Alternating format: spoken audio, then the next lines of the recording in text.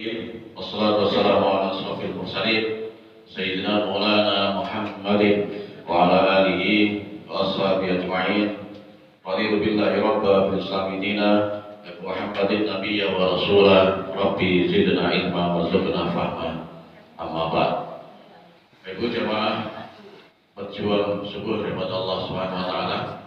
Yang pertama dan utama kita senantiasa meningkatkan syukur kepada Allah Subhanahu wa taala atas limpahan rahmat, nikmat yang bagi kita, nikmat sempat dan nikmat sehat.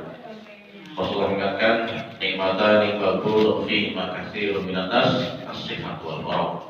Dua nikmat yang manusia sering melupakan, yaitu ketika seseorang diberi oleh Allah sehat dan kesempatan. Maka kita berada di Masjid Baitur Rahmah yang kita cinta ini dalam rangka untuk beribadah Allah Subhanahu wa taala, dan semoga amal ibadah kita sampai hari di mana Allah Subhanahu wa taala. Amin ya rabbal alamin.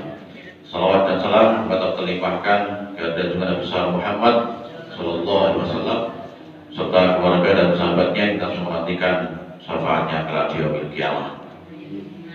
Bapak Ibu jamaah berjuang daripada Allah Subhanahu wa taala.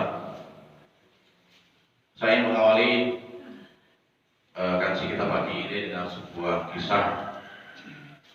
Di masa dahulu ada seorang abid. Abid itu artinya apa? Orang yang ahli ibadah. Kalau alim, orang yang ahli ilmu, yang punya ilmu pengetahuan agama.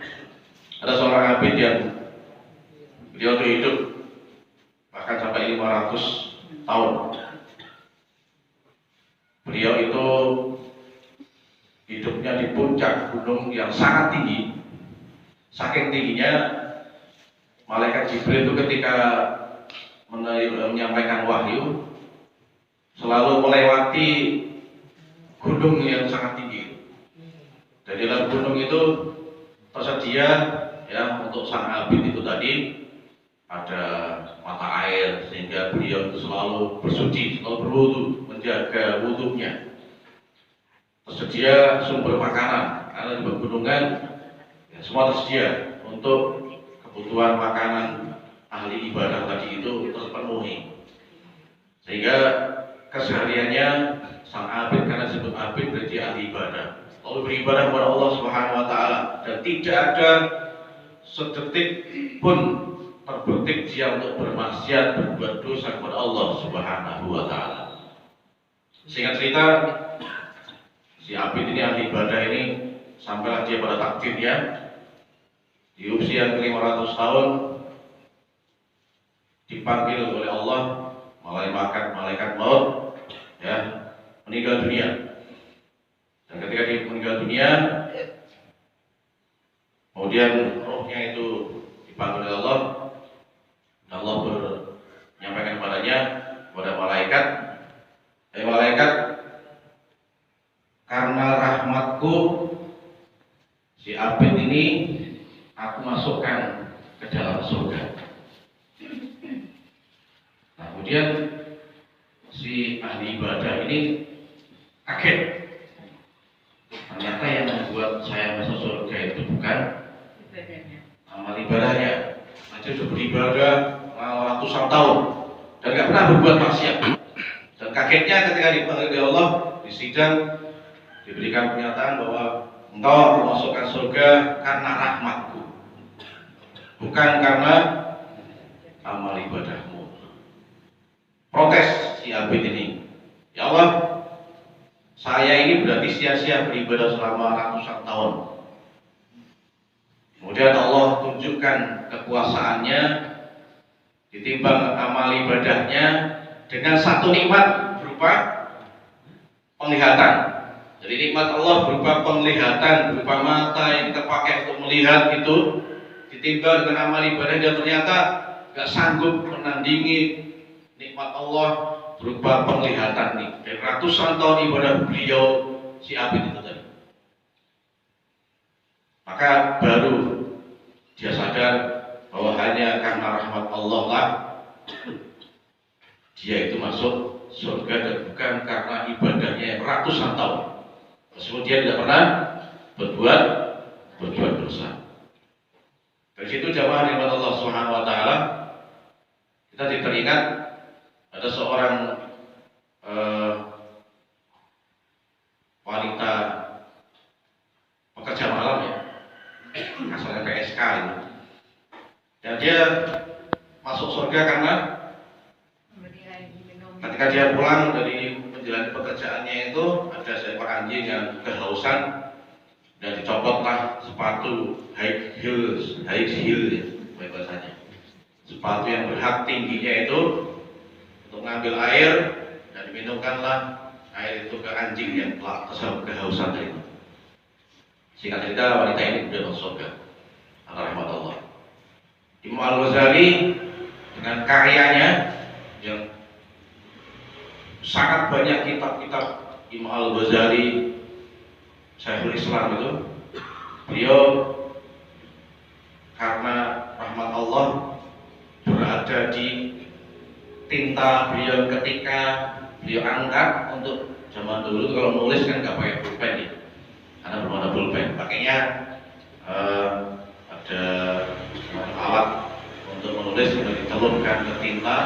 Nah, ketika mengangkat beliau tinta itu ada seekor binatang semacam lalat ya, yang hinggap di situ dan dia biarkan minum tinta itu. Dengan ketakwaannya, dengan ketegasannya, dengan kekhalifahan yang bijaksananya, ternyata bukan itu yang buat dia itu masuk surga. Tapi ada seekor binatang yang dibawa mainan gitu ya oleh orang-orang ketika itu, kemudian dia bebaskan binatang itu. Nah, ibu rahmat Allah Subhanahu wa taala, dari peristiwa kisah di atas, mari kita bersama-sama renungkan bahwa ternyata ketika kita sudah beribadah dengan baik, berpuasa, sholat, qiyamul lail, sholat malam, zakat, bahkan haji, itu tidak serta-merta kita menjadi ahli surga tanpa rahmat Allah Subhanahu wa taala. Maka bagaimana cara kita mencari rahmat Allah?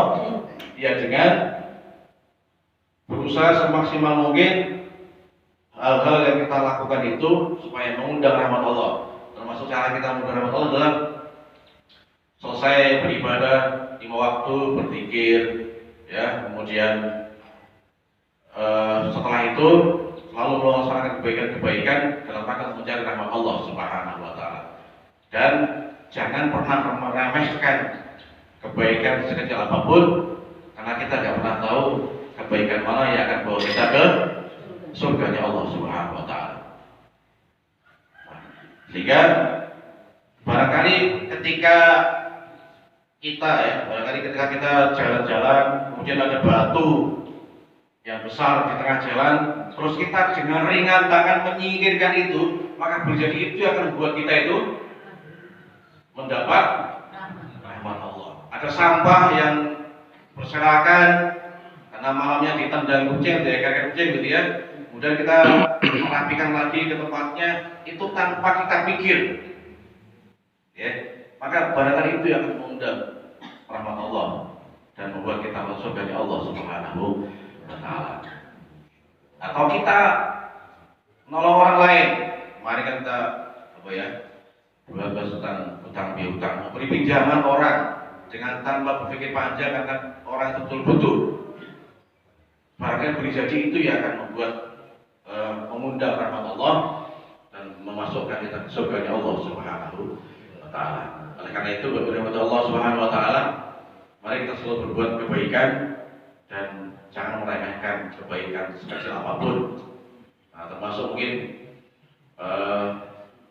Jumat berkah pagi ini godok telo gitu ya, tanpa pikir yang panjang-panjang, ketika itu untuk